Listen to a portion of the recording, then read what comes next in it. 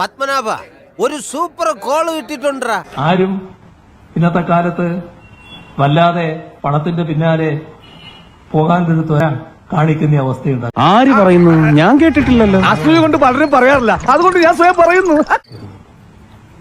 അങ്ങനെയായാൽ മനസ്സമാധാനം നഷ്ടപ്പെടുകയാണ് ചെയ്യുന്നത്. ശശിയെ ഈ എന്നാണ് ഈ പറയുന്നത്? എന്റെ അനുഭവത്തിന് ഞാൻ പറയണത് ഇപ്പൊ കറക്റ്റ്, അല്ലെങ്കിൽ പിള്ളേച്ചൻ നുണ പറയുന്നതായിരിക്കും. വീണ വിജയന്റെ വ്യക്തിപരമായ അക്കൗണ്ടുകളിലേക്ക് 55 ലക്ഷം രൂപ എത്തിയതിലും വ്യക്തതയില്ലെന്ന നിലപാടുമായി ROC റിപ്പോർട്ട്. ഇനി നീ എങ്ങാനും വല്ലാതെ പണത്തിന്റെ പിന്നാലെ പോകാൻ വരാൻ. പക്ഷേ അത്ഭുതമെന്ന് പറയട്ടെ, അദ്ദേഹം ഇന്ന് പുതിയൊരു മനുഷ്യനാണ് എന്ന് പറയുന്നു. അത് അച്ഛനും എന്നോട് പറയലുണ്ടായിരുന്നു, നമ്മൾ സ്വന്തമായിട്ട് ചെയ്യണം. ഞാനൊരു സത്യം പറഞ്ഞ് വിശ്വസിക്കൂ, എന്നാ എനിക്കത് ഓർമ്മയില്ല. മുഖ്യമന്ത്രിയുടെ മകൾ വീണ വിജയന്റെ കമ്പനിക്കെതിരെ കേന്ദ്ര കമ്പനികാര്യ മന്ത്രാലയം അന്വേഷണത്തിന് ഉത്തരവിട്ടു. ഇന്നത്തെ കാലത്ത് വല്ലാതെ പണത്തിന്റെ പിന്നാലെ പോകാൻ വരാൻ. ബെസ്റ്റ്.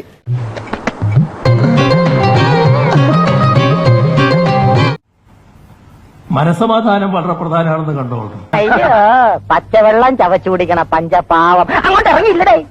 മനസ്സമാധാനം തകർക്കാൻ മറ്റുള്ളവർ ശ്രമിച്ചാലൊന്നും മനസ്സമാധാനം തകരില്ല. നിങ്ങൾ കുറ്റവാളിയാണ് എന്ന ചിന്ത വന്നാൽ മാത്രമേ മനസ്സമാധാനം തകരൂ. വിശ്വസിച്ചു ബുദ്ധിയുള്ള ആരെങ്കിലും വിശ്വസിക്കോടാ. അത് നിങ്ങൾ എല്ലാവരും മനസ്സിലായിക്കോ.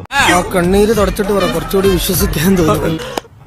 കുറ്റം ചെയ്യുന്നില്ലേ, ഒരു പ്രശ്നവുമില്ല. തൊലിക്ക് നല്ല കട്ടിയാണല്ലേ. ഇതും ഒരു തുടക്കമാണ്.